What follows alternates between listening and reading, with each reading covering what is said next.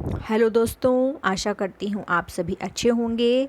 हमारे channel learn forever में आप सभी को केवीएस की तैयारी कराई जा रही है और जहाँ पर हम सिलेबस के अकॉर्डिंग अपने चैप्टर्स को कंप्लीट करते जा रहे हैं। जहाँ हमारे ईवीएस के सिलेबस का पहला टॉपिक है प्राइमरी इंस्टीट्यूशंस ऑफ डेमोक्रेसी, जिसके ऑलरेडी मैं 3 वीडियोस अपलोड कर चुकी हूँ। हम यहाँ पर सिलेबस के अकॉर्डिंग ही अपनी तैयारी करेंगे और एक एक टॉपिक को हम यहाँ कवर करते जाएंगे। जितने भी टॉपिक आपको पहले राज्यसभा संसद के बारे में प्रश्न दिए गए हैं, उन सभी प्रश्नों को दोस्तों आप अच्छे से रिवाइज़ करते चलिए और उन्हीं प्रश्नों को आप अपने एग्ज़ाम में पाएंगे। तो देखिए दोस्तों, ये है लोकसभा की पिक्चर है, जिसे कि हम लोअर सभा भी कहते हैं, यानी कि निम्न सदन, और उच्च सदन हम राज्यसभा को कहते हैं। तो आइए दोस्तों, हम प्रश्नों की श्रृंखला चालू करते हैं और आज का प्रश्न है, संविधान के किस अनुच्छेद में लोकसभा की बात की गई है? संविधान के किस अनुच्छेद में लोकसभा की बात की गई है? तो दोस्तों 81वें संविधान के 81वें अनुच्छेद में लोकसभा की बात की गई है और वहीं राज्यसभा की बात 79वें अनुच्छेद में की गई है। अगला प्रश्न है दोस्तों, लोकसभा में सदस्यों की अधिकतम संख्या कितनी होती है? उत्तर है 552। अगला प्रश्न, वर्तमान में लोकसभा सदस्यों की संख्या कितनी है? उत्तर है 545।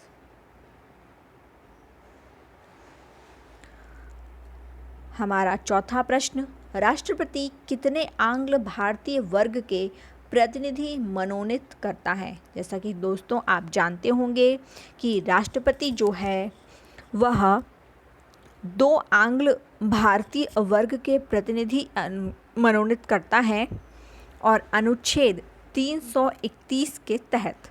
तो दोस्तों 2 आंग्ल भारतीय वर्ग के प्रतिनिधि मनोनीत करते हैं राष्ट्रपति अनुच्छेद 331 के तहत। अगला प्रश्न, लोकसभा के सदस्यों की न्यूनतम आयु कितनी होती है? उत्तर है 25 वर्ष। अगला प्रश्न है, मंत्रिपरिषद किसके प्रति उत्तरदायी होती है? हमारा उत्तर है मंत्रिपरिषद लोकसभा के प्रति उत्तरदायी होती है। अगला प्रश्न, संसद लोकसभा के कार्यकाल में एक बार में कितने समय तक वृद्धि कर सकती है? हमारा उत्तर है 1 वर्ष तक। अगला प्रश्न, संयुक्त अधिवेशन कौन आहूत करता है? दोस्तों संसद का संयुक्त अधिवेशन कौन आहूत करता है? तो उत्तर है राष्ट्रपति और समापन भी राष्ट्रपति ही करते हैं।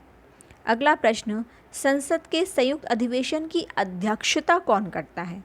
तो दोस्तों संसद का अधिवेशन आहूत तो राष्ट्रपति करते हैं, पर अध्यक्षता लोकसभा अध्यक्ष करते हैं।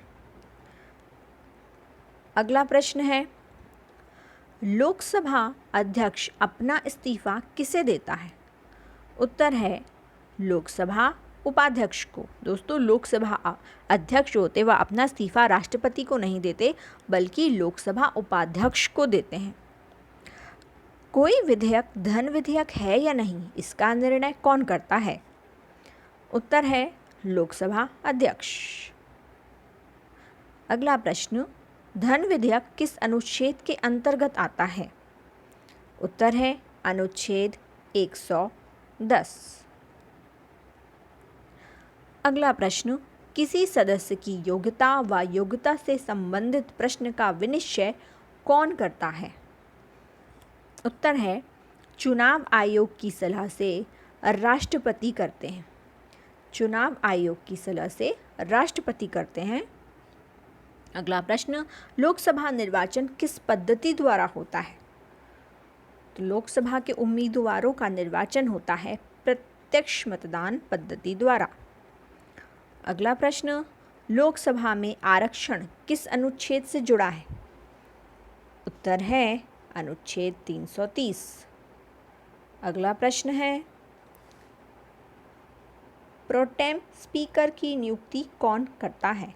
आप सभी जानते हो कि जब लोकसभा के चुनाव के पश्चात जब पहली बैठक चालू होती है तो उस समय कोई अध्यक्ष नहीं होता है और टेम्परेरी अध्यक्ष, जिन्हें हम प्रोटेम स्पीकर कहते हैं, उनकी नियुक्ति राष्ट्रपति के द्वारा की जाती है। तो दोस्तों, प्रोटेम स्पीकर की नियुक्ति कौन करता है?